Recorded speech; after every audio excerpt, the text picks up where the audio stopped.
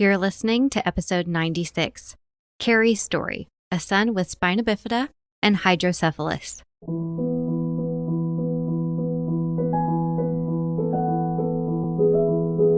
Hello, my friends. Happy Thanksgiving week.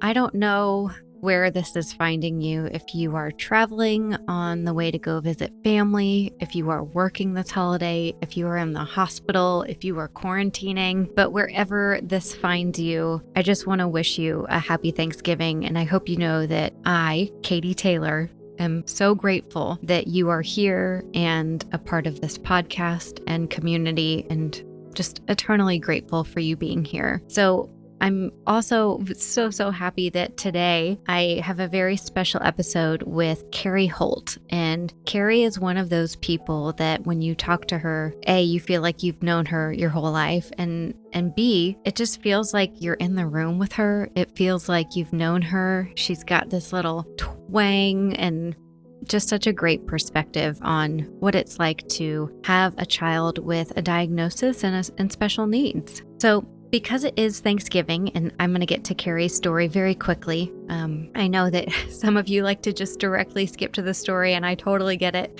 But I also love sharing a little bit about myself whenever I can, because I feel like I have so many families that are just so vulnerable and opening up, and I like to do that too. So, I'm going to share with you what I am grateful for. I'm going to share just 3 things. We had the gratitude journal episode last week, a quick 12-minute talk when we learned how to start and continue a gratitude journal with kiddos. So I thought I would share with you 3 things that I'm grateful for. And that is with the caveat that I am eternally grateful always for the parents and moms and dads and grandparents that share their stories on this podcast, and for everybody who listens. So that goes without saying. I'm so grateful for you. The first thing I want to say that I'm grateful for is my dad. He and I have always been very similar sense of humors. We like to burp really loud. We like to make jokes. We like to have fun. We're a little messy. We're very similar. And he's always been someone who puts his family first, and even his distant cousins will tell you that they feel close to Jim Donovan. It's pretty amazing. I have this story about when I went to Penn State University, which I've mentioned before, but I grew up in Dallas, Texas. And so I was about to board a flight to go back to college, and there was a plane crash that happened, I think it was in Arkansas, on the same kind of plane that I was about to get on. Obviously not the same plane, but it was the same design. And I already have plane anxiety. I get very anxious on flights. And do y'all know what my dad did? He got in the car and he drove me 24 hours to Penn State, and then 24 hours back home. It's always hit me, even this many years later, what a selfless act that was. And there was no question, there was no guilt, there was no, it's just, he's the best guy. And over the past few months, I've got to work with him more closely as he's, got the business kind of side of management experience and building Child Life on Call. And I'm so grateful for this time with him. Second, I just want to say I'm so grateful for my Instagram friends. It's like they are I've never met so many of you, but you know who you are, and we like each other's photos, and we comment, and we send DMs, and it's like a whole little community, and I'm so grateful for them and for you. And the last thing I am going to say I'm grateful for is alone time. I feel so clear and level-headed after I just spend a little time alone, and so I'm grateful for that today. Okay, enough about me. I'm so sorry for the long intro, but I wanted to share a bit. So let's get started with Carrie's story. She is the podcast host of Take Heart Special Mom, so I know you're going to want to go listen to that, and let's get started.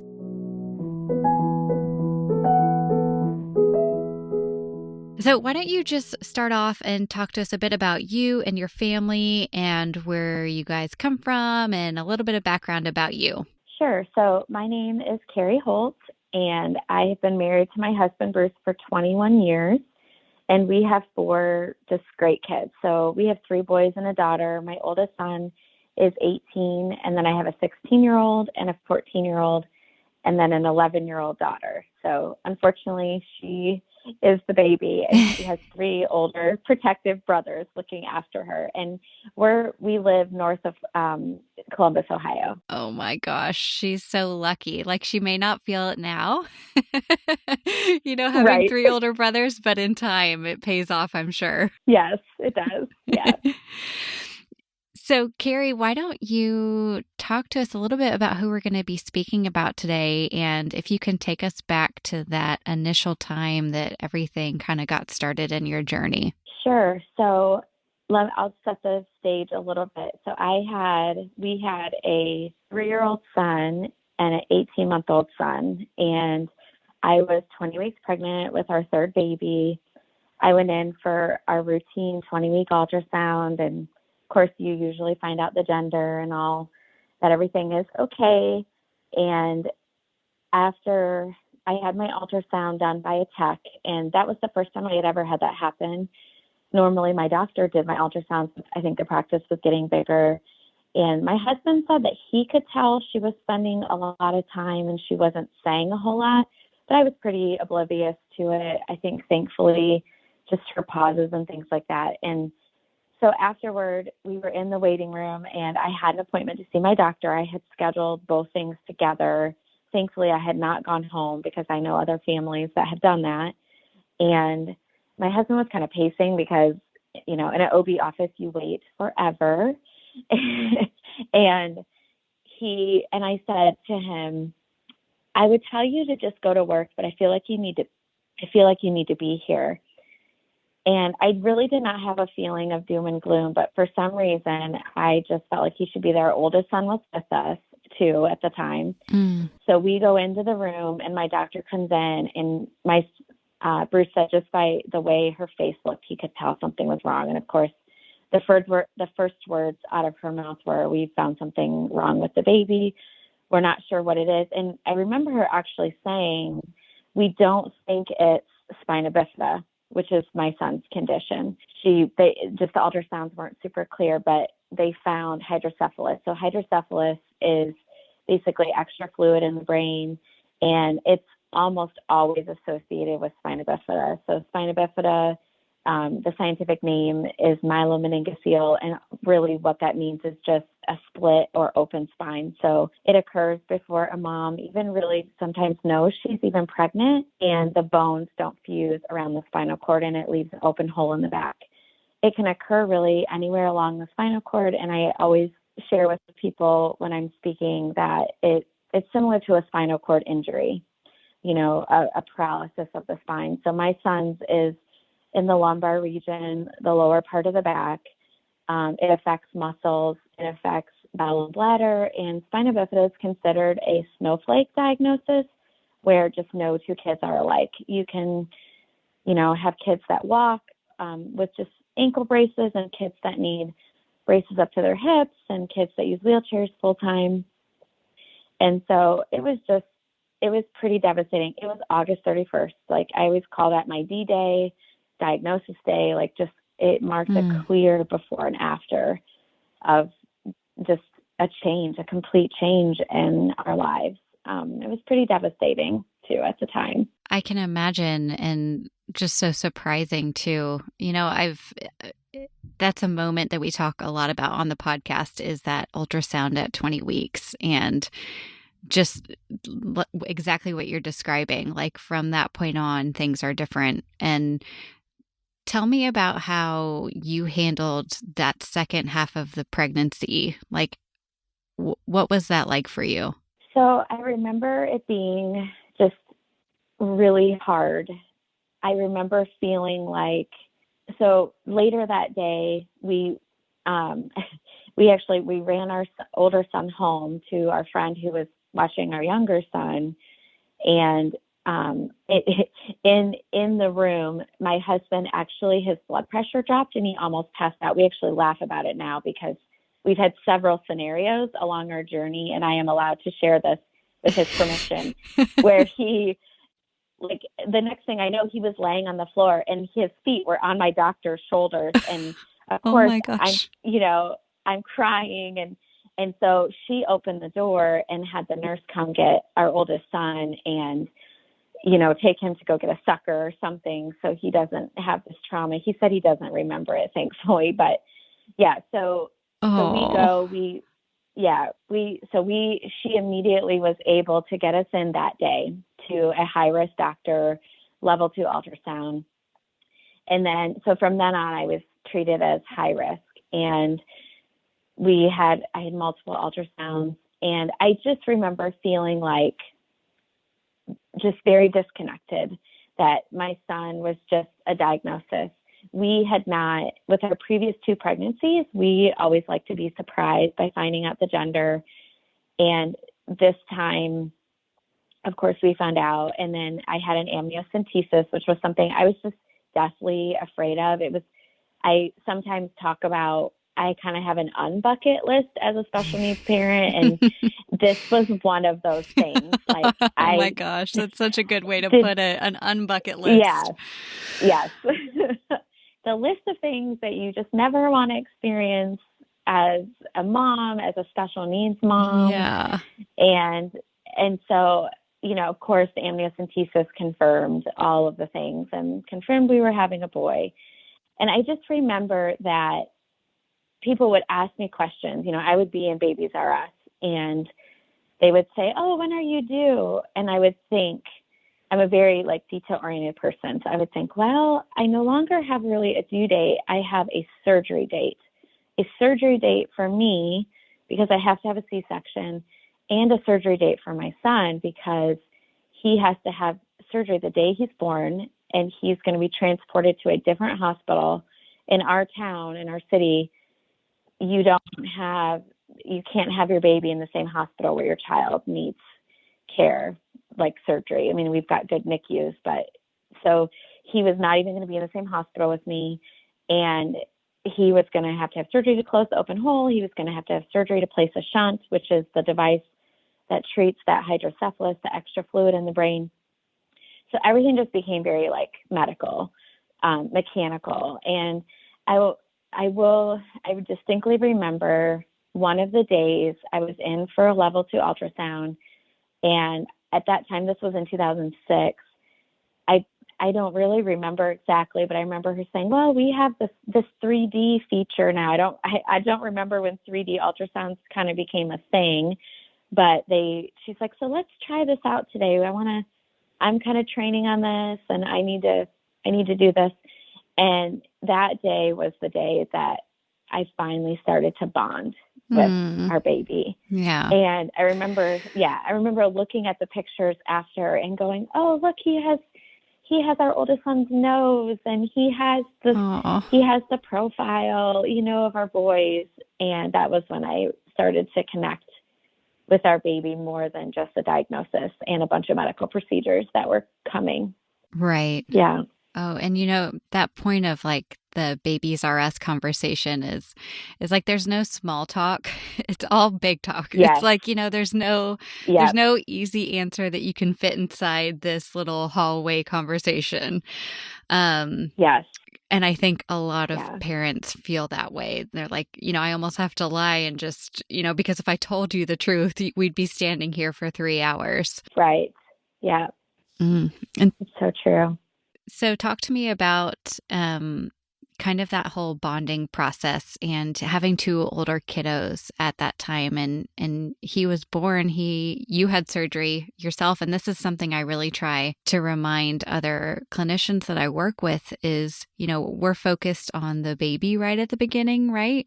But this mom has just gone through surgery, and we're asking her to, come into the NICU or come into this other room and get up and walk around. It's when you think about it, there's no other surgery where you're expected so much from you right after it's over. Right. I just remember just trying so hard to fight all the fear that was coming, the fear over how are we going to handle this, and how is this going to turn their life upside down. And I knew a little bit about Spina Bifida. I had a younger girl in a class that I teach at our local church, And I had known her since she was 9, so I knew a little bit about the condition. And one of the biggest things I knew was that she had a lot of surgeries.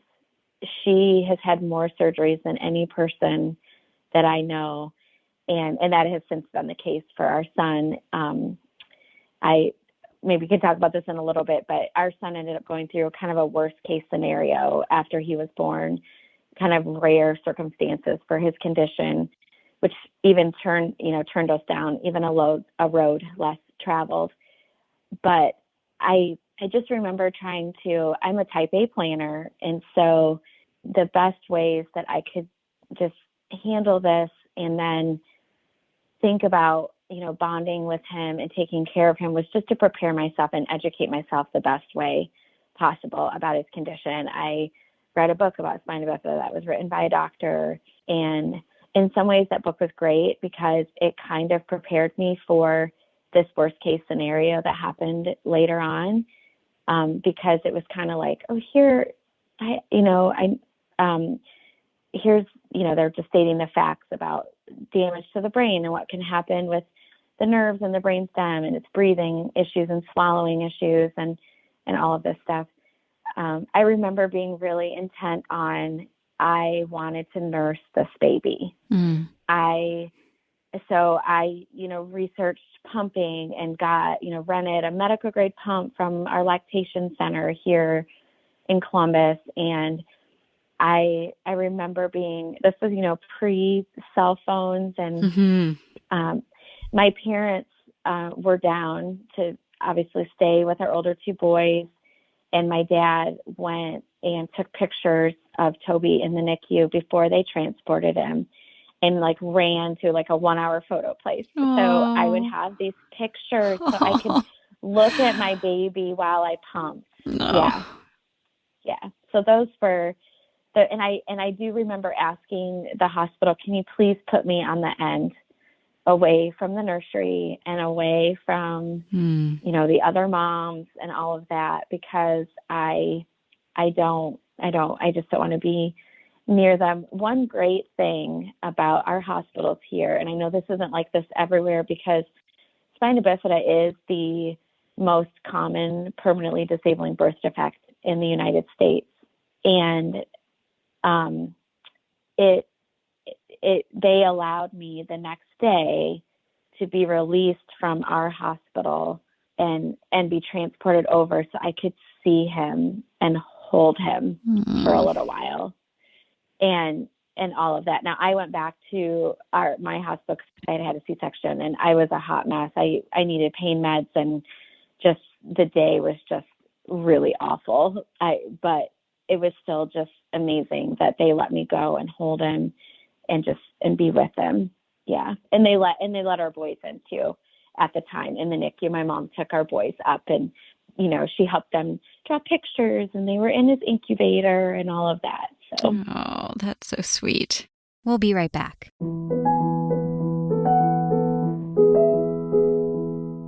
Incentives work. They work in healthcare. Think about it. If hospitals provide free rides to patients, they show up on time for doctor's appointments. They work with kids. Teachers use incentives to encourage academic achievement. Hope for Henry unites these truths to ignite the power of incentives to help pediatric patients do the things they need to do to get better. Hope for Henry's procedure-based incentive program, Super Rewards for Super Kids, works every day at hospitals around the country. Child life specialists are trained to use this program, and they are reporting that 58% of their patients don't need sedation for certain procedures, and 95% of children using Super Rewards have an overall improved patient experience. Kids at hospitals like the Cleveland Clinic, Inova Children's Hospital, Children's Healthcare of Atlanta, and many more are feeling more cooperative and less anxious and having a better patient experience because of Super Rewards, a state-of-the-art incentive program. To learn more about Hope for Henry, check out their website at hopeforhenry.org and bring Super Rewards to your hospital. Follow Hope for Henry and contact them through social media at Hope for Henry.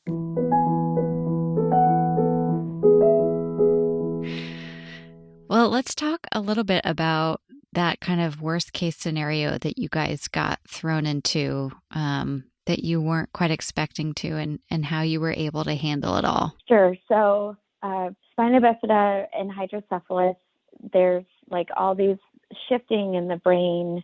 I would say that Toby's like cerebellum, his cerebrum, all of the pieces and parts of his brain are kind of the wrong shapes and sizes. So thankfully, I was a little bit mentally prepared, but so let me back up. So he was in the hospital about 8 days, and he was doing great. Like all the things that we wanted to happen, all the things we prayed for. He was eating well. He was going to the bathroom well. He was, nursing well. And so then I take him home, and our boys were with my parents out of state for, some of that transition time. And then they came home, and that weekend was really crazy, really hard. So one of the things we had to do is we had to use a catheter to empty his bladder like every 3 hours. So I'm trying to nurse, right, every 2 to 3 hours. We're doing this. Sometimes those two things did not coincide. So I was a very sleep deprived mama. And we were home, and I remember like they send you home with this binder of all these doctors you're going to see. And they talk about all the signs of a shunt failing, which are projectile vomiting and sleeping a lot, and the fontanelle, or like the soft spot, being really swollen. And of course, like with a new baby, they're spitting up, they're sleeping all the time, they're crying. Right. You just don't know, right? Yeah. And you're just going through all this stuff. So anyway, so we were home, and 11 days after he was discharged, I noticed that he started making noise when he was breathing. It's called stridor. And he was projectile vomiting. I could tell he had reflux. So I was a nursing major in college, and then I switched to education, but all my friends were nursing majors. So I'm calling my college roommate who her babies had really bad reflux. And I'm asking her all these questions because I'm trying, it's not my first rodeo. I've been a mom for a couple of years, and I'm trying not to panic and all this stuff. And it did not occur to me that I needed to take my baby to the ER, to the emergency room. Yeah. And so we did. So I take him back, and we kind of joked that he sounded like a baby pterodactyl when he was breathing. And I think some of that was just a coping mechanism for us at the time. Yeah. Because we didn't realize how bad it was. So we took him in, and he got admitted, and they thought he had RSV, which is, the respiratory virus that babies get. But I knew in the back of my mind that he was having some symptoms of what they call a Chiari-2 malformation. So all babies with Spina Bifida, if they have hydrocephalus, they have varying levels of this Chiari-2 malformation in the brain. And 4 days into the hospital, his vocal cords were paralyzed. He was aspirating. He was refluxing. They put in an NG tube, so a nasal feeding tube. And I'm devastated because all I wanted to do was be able to nurse my baby. Yeah. And, and he's of course got a huge wound on his back, and we're dealing with that. Well, 4 days in, his sodium drops to really low levels. He should have been having seizures, and he ends up in the pediatric intensive care unit. For the next 30 days, we rode this roller coaster of he would be on a CPAP mask, and he would do okay for a couple of days, and then they would move him to oxygen on a nasal cannula, and he would code, and then we would ride the roller coaster again. And finally, the doctors came in the middle of this, like his shunt failed. Of course, he's not regulating his body temperature. All this crazy stuff is happening. And finally, the doctors came in, and they said, we need to talk about a trach. We need to talk about a feeding tube. And I just remember, we relied on our faith a lot. But I just remember thinking, I've got to take this one day at a time. Sometimes it literally was 1 minute at a time. I am a long-term type A planner. We even planned his birthday to be before the end of the year so we would get the tax credit, because my husband is a financial planner. Like, I had everything planned out, and this was something I had not planned on. And it was literally learning to live day by day, hour by hour. Yeah. Sometimes I didn't know where my boys were going to be the next day or who was going to take care of them as we tried to protect them. So yeah, it was tough. So were you able to get the hang of that hour to hour pretty quickly, or was it something that took practice for a while? I think it took practice, and some of it, well, I don't know. It's hard to think back. It was 14 years ago, but I think some of it was a little bit of both, because you're forced to. In Right. those situations, the doctors are scratching their heads. You don't really know. You're trying to I would reach out to then it was Yahoo group of Spina Bifida moms and dads to kind of say, has anybody else gone through this scenario? And what did you do? And, you read about, maybe they need this surgery to take skull bone out of the back of their brain. But then it just grows back. And should we put our child through this? I'm doing all this research. And you just have to learn to do that dance of research, trusting the doctors, and just, taking this one day at a time. And, when he finally came home, we were in the hospital over 2 months, and we had been in 64 days. He only weighed, I think he was like 8 pounds something, almost 3 months old, because of course, like, he just wasn't keeping his weight on and all that kind of stuff. But we brought this medically fragile baby home, and he had a trach to help him breathe. He was on a ventilator 24/7. We found out he had obstructive sleep apnea and then central sleep apnea. So when he's in a deep REM sleep, his brain doesn't tell his body to breathe. And I'll never forget moving to the step-down floor. And at first, kind of the plan was, well, he could be off the ventilator when he's awake, but we're going to put him back on the ventilator when he's sleeping. Well, of course, an infant, he was still really a newborn. They sleep all the time. Mm. And to this day, we have his pulmonary doctor was a fellow at the time, great, great man. And he came in and he said, I know this is going to be hard news, but we want you to go home on a ventilator all the time, because there's just so many viruses out there. We don't want him to have to work so hard to breathe that he can't grow. You do all your growing when you're sleeping, all of that. And then he was on a feeding pump 20 hours a day. So he ended up with a gastrojejunal tube, Mm-hmm. like in his small intestine, because they didn't want him to reflux and aspirate on any of the breast milk and, the different formula that we were feeding him and all of that. So some of that is just a blur. Yeah. Yeah. I look back and think, how did we survive that? I'm sure. Oh gosh, it's not one thing, it's 1,000 things. And you're having Yeah. to be the person who's in charge of them all. It's just overwhelming. Yeah. I'd love to switch gears a little bit and see if you can kind of think back to this transition to now that he's 14 and what you know now that you wish you would have known at the beginning. And not any kind of like medical stuff, but like just that you wish your soul knew. Yeah.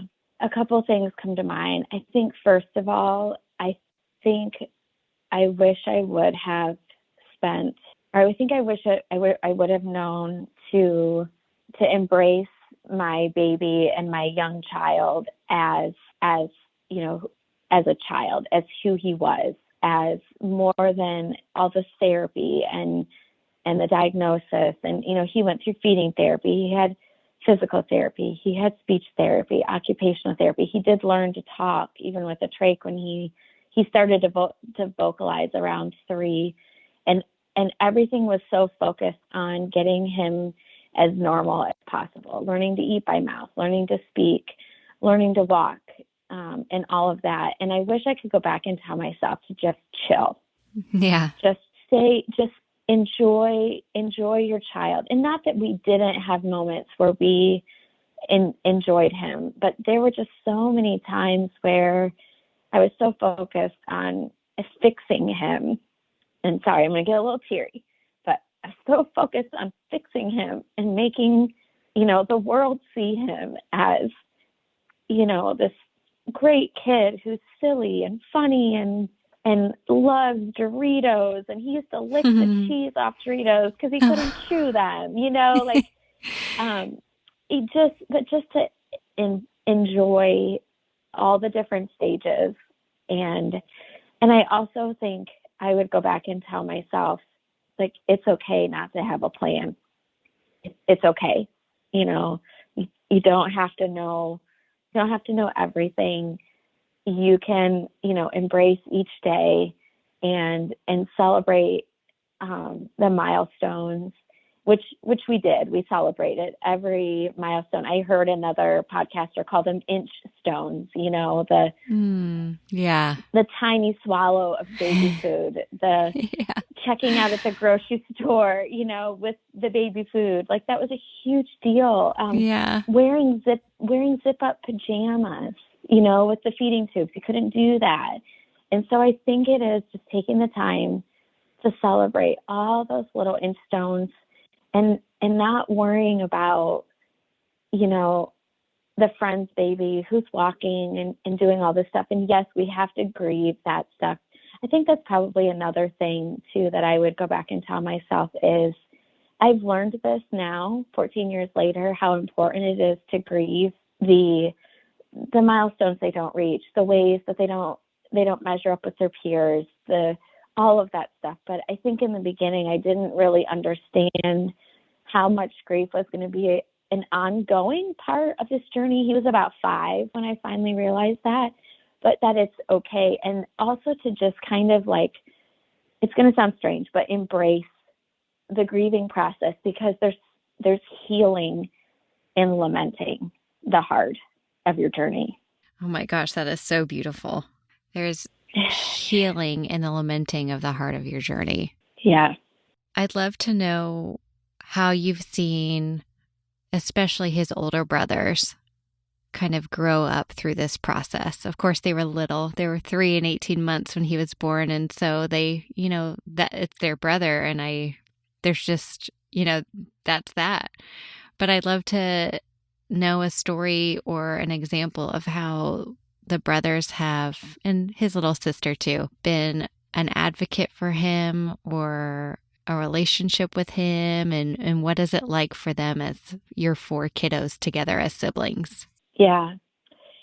So I'm going to get really real here and tell you that I look back now and see in some cases where we probably protected our older 2 boys too much, meaning we took them out of the situations, at the hospital. And not that you want your kids to be at the hospital all the time, but just Toby's had almost 60 surgeries in 14 years. So we have been in and out of the hospital a lot. And I can look now because my older boys are 18 and 16, and they do have a good relationship with Toby. They do. And they're normal siblings. That's probably the biggest thing. Mm-hmm. It's just that they treat him like a normal brother. They fight, they argue, Yeah. they tell Toby to, suck it up and unload the dishwasher. I mean, my 16-year-old and him were having an argument earlier about the proper way to load the dishwasher. I mean, they are normal siblings. And the siblings help you keep it real, right? They do. They totally do. But I also wish, so one part of our journey is that we've always had in-home nursing. And I think in some ways it was a good thing because it made me be able to balance the, I could still go to soccer with our older kids, and we could still not have all of Toby's medical things turn their life upside down. So they felt like they were missing out. That was a big thing for me.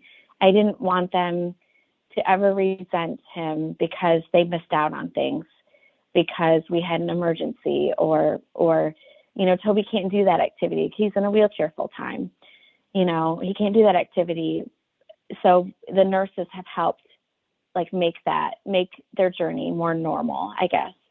Or just so they're not missing out. But on the other hand, and I don't know if it's just because of their personalities or what, but they're not, I feel like I did not make them, I didn't bring them into his care as much as I should have, if that makes sense. I did not include them in, doing this with him and explaining this part and this surgery. And some of that I think is just because I had 3 kids, 3 and under, and I was just trying to survive, Oh gosh, those yes, for early sure. years.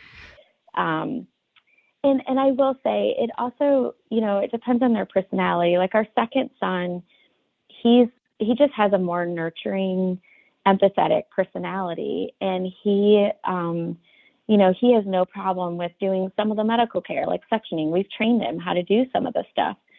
The things that Toby, can't do himself because he's gotten really independent through the years.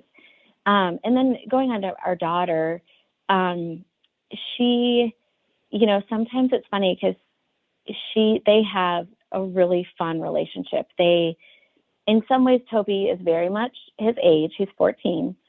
But in some other ways, he's still a little bit younger. Like he likes to pretend or watch, our daughter, play with her stuffed animals or do things. And they just have this sweet friendship, of course, where they argue. And I think Karis, our daughter, she'll kind of mother him a little bit, Yeah.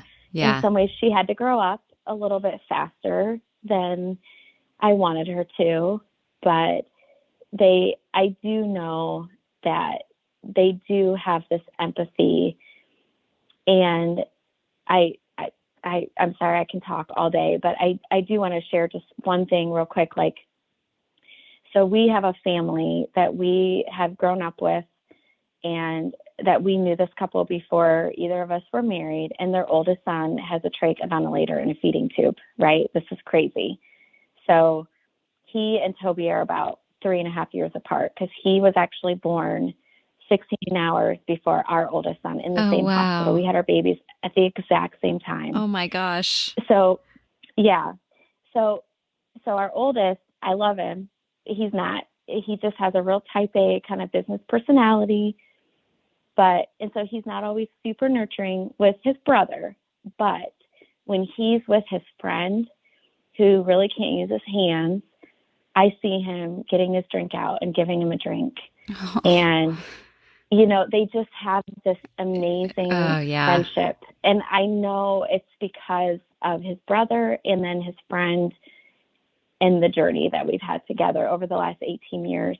So. Oh, it actually makes complete sense, because when it's your brother, it's like, oh, I have to do this. And if it's your friend, it's like, I'm choosing to do this because I can and I know how. And, I think that's beautiful. Yeah.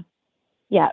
Your family just sounds so amazing. And I really do appreciate you keeping it so real about that, because I think, first of all, you never know how to handle something, and it's so easy. It's like they say the best parents are the ones that aren't parents yet, right? It's like you're an expert at everything before you go through it, and then it's like, what?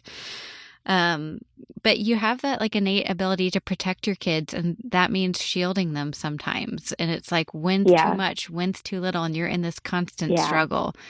So you're definitely not alone in looking back and thinking, of course we would handle things differently looking back. I think it's like, sure, where do you grow from there, right? Like from here on out, like what do we do if we want to do things differently or we don't, whatever worked. And I have one last question for you, which is the hardest and the easiest question at the same time. Okay. And I would love to know what Toby has taught you since he entered your life. Oh, there's so much I could say. I think he has taught me just true joy and how to embrace the hard of life with just perseverance and courage. And, my son is verbal. Toby he can talk, he can have a normal conversation. A lot of some of the medical stuff is healed over time. He doesn't need his ventilator when he's awake. And, he eats, he can have normal meals with us. And he just has overcome so much. And he just had a major surgery a few months ago. And we actually had a follow-up appointment yesterday. And the nurse practitioner looked at him and she said, you you have recovered from this surgery the fastest I've ever seen anyone recover from this surgery. Oh, wow. And he just attacks life with just courage and perseverance and of course he struggles, of course he has fear and we go into surgery and we need child life to help us. We need all of those things to help us get through these hard things. Of course. But he always has a smile on his face. He is always ready to tell you a joke. And he's also just extremely, yes, he does. And he's just also just very loving. He's crazy affectionate, always hugging me. And, and just always, I think, just grateful. Like, I think that's another thing he's taught me is just to be grateful for every day, be grateful for the tiny things, just to look for those tiny inch stones, those tiny, and whereas like I used to just always be so concerned about tomorrow. And again, not that I still don't have my planners, I still got them, they're there, but he has taught me just how to just embrace today and to take this one step at a time, one day at a time, and to enjoy everything, because we have had moments where we've been at Disney and we've ended up in the emergency department. It's another thing that was on my unbucket list that happened, Yeah. And so I just had to learn I'm going to enjoy today. Tomorrow may hold something really hard, so I'm going to enjoy today and embrace today and be grateful for today. Oh, I think that's such a beautiful lesson. And the fact that you get to live with that, beautiful boy that teaches you so much. And man, he just sounds so awesome.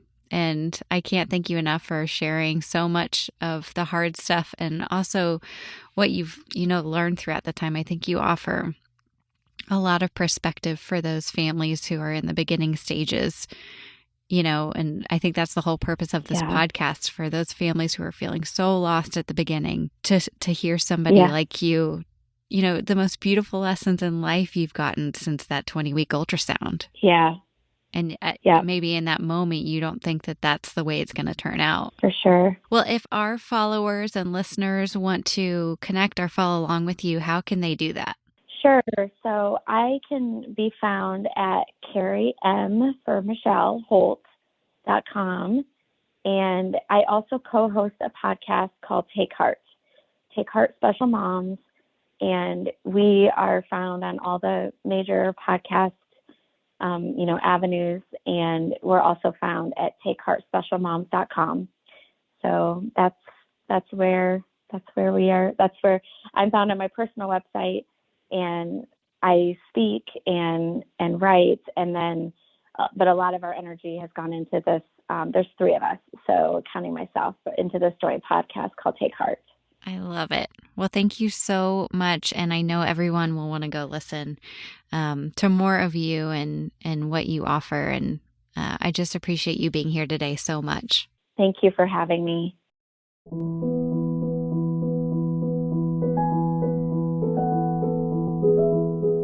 Thank you for listening to the Child Life On Call podcast. I'm your host, Katie Taylor, and you can follow us at Child Life On Call on Facebook, Twitter, and Instagram. Please rate and review to make it easier for other families to find us. We have cute merch available at www.bonfire.com/store/childlifeoncall, and you can listen to more episodes and find resources at childlifepodcast.com.